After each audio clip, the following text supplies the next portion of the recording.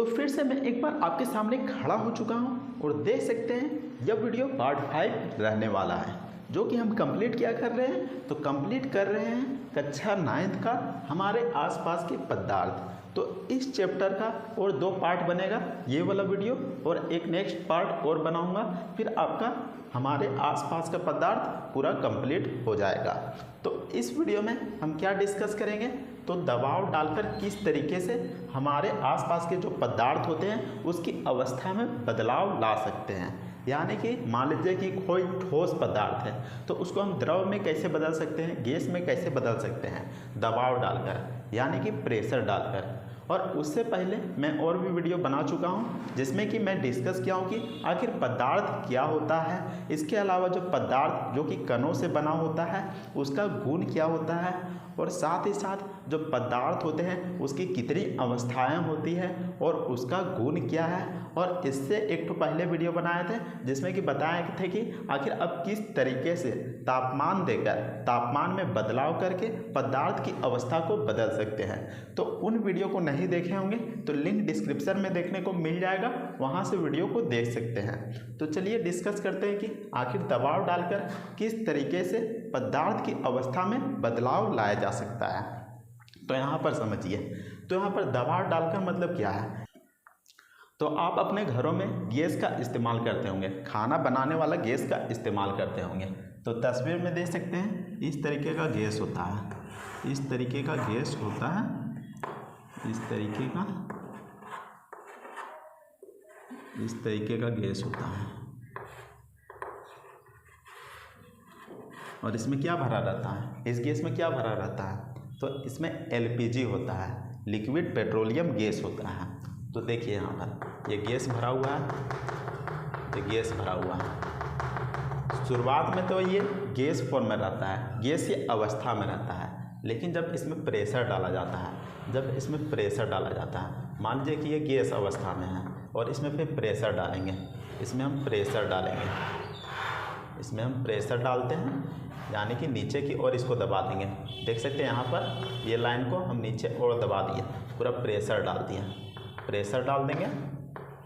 तो फिर ये क्या होगा, तो यहाँ पर पहले गैस फॉर्म में था, ये गैस फॉर्म में था, गैस अवस्था में रहता है। और इसमें जब हम प्रेशर डालेंगे, दबाव डालेंगे, तो यह फिर लिक्विड में बदल जाएगा, लिक्विड में बदल जाएगा, यानी कि द्रव में बदल जाएगा। जब हम इसमें प्रेशर डालेंगे, दबाव डालेंगे, दबाव डालेंगे, तो यह द्रव में बदल जाएगा। आखिर ऐसा क्यों होता है, तो ऐसा क्यों होता है, तो इससे पहले आपने पढ़ा होगा कि जो गैस में रहता है वह कण बहुत ही दूर दूर रहता है, जो कण रहता है वह बहुत ही दूर दूर रहता है। और जब हम दबाव डालते हैं, जब प्रेशर डालते हैं, तो जो कण रहता है वह पास पास आ जाता है, कण रहता है वह पास पास आ जाता है। तो ऐसे में यह गैस से द्रव में बदल जाता है दबाव डालने पर। और साथ ही साथ तापमान यहाँ पर कम कर देते हैं, तापमान कम कर देते हैं, तापमान कम करते हैं, तापमान कम करते हैं, तापमान कम करते हैं और दबाव बढ़ाते हैं। तो ऐसे में जो गैस का जो कण रहता है, पार्टिकल्स रहता है, वो सामने सामने आ जाता है, जो रिक्त स्थान रहता है वह भर जाता है और कण सामने सामने आ जाता है, तो वह द्रव में बदल जाता है। और ज़्यादा प्रेशर लगा देंगे तो यह ठोस में बदल जाएगा, ठोस में बदल जाएगा। और तापमान में यहाँ पर गिरावट कर देंगे, तापमान कम कर देंगे। तो इस तरीके से दबाव डालकर जो पदार्थ है उसकी अवस्था को बदला जा सकता है। तो आपको समझ में आ गया होगा कि दबाव डालकर, यानी कि उच्च दाब पर, उच्च दाब पर, उच्च दाब, उच्च दाब, उच्च दाब और तापमान कम,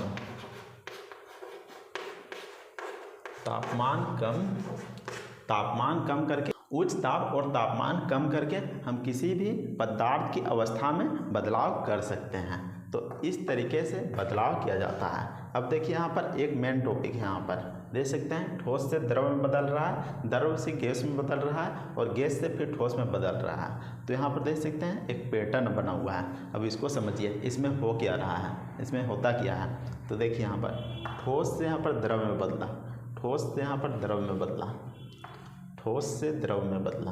तो यहाँ पर हम इसको क्या कहते हैं, तो जब भी कोई पदार्थ ठोस अवस्था से द्रव अवस्था में बदलता है तो उसको हम सन गलन कहते हैं। सन गलन यानी कि यहाँ पर देख सकते हैं गलना बढ़ दिया गया है, गलना बढ़ दिया गया है। तो वह ठोस था और उसके बाद फिर वह गल गया और द्रव अवस्था में बदल गया, तो इसको हम सन गलन कहेंगे। जब भी कोई पदार्थ ठोस से द्रव में बदलता है तो उसको हम सन गलन कहते हैं। अब यहाँ पर मान लीजिए कि बर्फ़ है, बर्फ़ है, उसको हम यहाँ पर हीट देंगे तो वह पिघलने लगेगा और द्रव अवस्था में बदल जाएगा। तो ऐसे में जो ठोस रहता है वह द्रव अवस्था में बदल गया, तो यहाँ पर उसको हम संगलन कहेंगे, संगलन कहेंगे।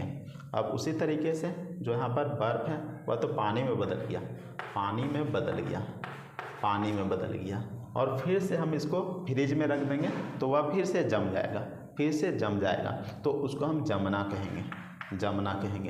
द्रव से ठोस में बदल गया, तो उसको हम जमना कहेंगे। तो ये इसका एग्जाम्पल हो जाएगा। अब देखिए यहाँ पर द्रव्य से गैस में बदला,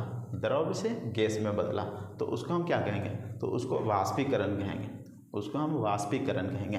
लेकिन आपको ध्यान में रखना है कि वाष्पीकरण कैसे होता है। तो वाष्पीकरण, मान लीजिए कि यहाँ पर एक बीकर है, यहाँ पर पानी भरा हुआ है, द्रव अवस्था में है, तो इसकी सतह से, यहाँ पर देख सकते हैं इसकी सतह है, इसकी सतह से पानी जो होता है वाष्प बनने लगता है, पानी जो रहता है वाष्प बनने लगता है और वाष्प बन के ऊपर की ओर जाता है, तो इसी को हम वाष्पीकरण कहते हैं। और इसमें जो प्रक्रिया होता है बहुत ही धीरे धीरे होता है, जो वाष्प बनता है धीरे धीरे बनता है और सतह के कण से बनता है, यानी कि सतह के कण से बनता है। यहाँ पर डायरेक्ट उबलने नहीं लगता है, जो पानी रहता है वह उबलने नहीं लगता है, इसकी सतह से जो कण होता है वो यहाँ पर धीरे धीरे वाष्प में बदलने लगता है। तो आपको ध्यान में रखना है और इसी को हम वाष्पीकरण कहते हैं। अब देखिए द्रव से गैस में तो बदल गया, तो यहाँ पर इसका एग्जाम्पल क्या हो जाएगा, तो इसका एग्जाम्पल हो जाएगा जैसा कि यहाँ पर तालाब हो गया, इसके अलावा समुद्र हो गया, उसका पानी क्या रहता है, द्रव अवस्था में रहता है और उसका सतह से जो पानी रहता है वह वाष्प में बदलने लगता है और फिर ऊपर की ओर जाता है। तो उसका एग्जाम्पल हो गया द्रव से गैस का बदलने का। और साथ ही साथ जो आप कपड़ा सुखाते होंगे छत में या फिर कहीं भी सुखाते होंगे, तो वह गीला जो कपड़ा रहता है उसका सतह से जो पानी वाष्प में बदलता है, तो वो भी एग्जाम्पल हो गया गीला कपड़ा का सूखना, तो वो भी वाष्पीकरण का एग्जाम्पल हो गया। अब देखिए यहाँ पर संघनन में क्या होता है, तो गैस से द्रव में बदलता है, अब देखिए यहाँ पर कैसे होगा।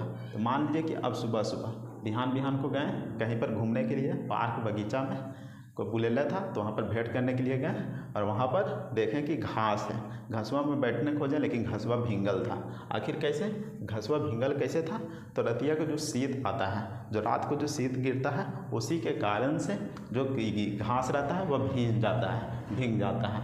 तो वो यहाँ पर संघनन में आ जाएगा, क्योंकि जो शीत रहता है वह गैस अवस्था में रहता है, और फिर वह द्रव में बदल जाता है, घास में जो पानी का बूंद रहता है उसमें द्रव में बदल जाता है। तो यहाँ पर एग्जाम्पल हो जाएगा। ठीक वैसा ही आप अपने घर में खाना बनाते होंगे, तो वहाँ पर गर्म बर्तन रहता है, तो वहाँ पर सीझने के लिए कोई सब्ज़ी बनाते हैं तो उसको सीझने के लिए ऊपर से बर्तन को ढक देते हैं, बर्तन से ढक देते हैं, तो गैस निकलता है, यानी कि भाप निकलता है और भाप टकराता है बर्तनवा से और वापस द्रव में बदल जाता है, गैसवा टकराता है और वापस द्रव में बदल जाता है। तो ये भी एग्जाम्पल हो जाएगा संघनन का। अब देखिए यहाँ पर ठोस से गैस में बदलता है, तो उसको यहाँ पर उद्वार पातन कहते हैं। लेकिन कोई भी ठोस डायरेक्ट यहाँ पर गैस में बदल जाता है, इसमें द्रव अवस्था में नहीं आता है, मतलब बिना द्रव अवस्था में आए हुए डायरेक्ट गैस में बदल जाता है, उसको हम उद्वार पातन कहते हैं। जब भी कोई ठोस पदार्थ बिना द्रव अवस्था में आए हुए डायरेक्ट सीधा गैस अवस्था में परिवर्तित हो जाता है, उसको उद्वार पातन कहते हैं। अब इसका एग्जाम्पल क्या हो जाएगा, तो आप देखेंगे कपूर, जो कपूर रहता है, आप देखे होंगे कि कहीं पर मंदिर में अगर ये आरती होते रहता है तो वहाँ पर कपूर से आरती किया जाता है। तो कपूर जो रहता है उसको जलाते होंगे तो डायरेक्ट गैस में बदल जाता है, थोड़ी ना वह पिघलता है, पहले द्रव में आएगा फिर गैस में आएगा, उसे तो नहीं होता है, डायरेक्ट जलने लगता है और गैस अवस्था में बदल जाता है।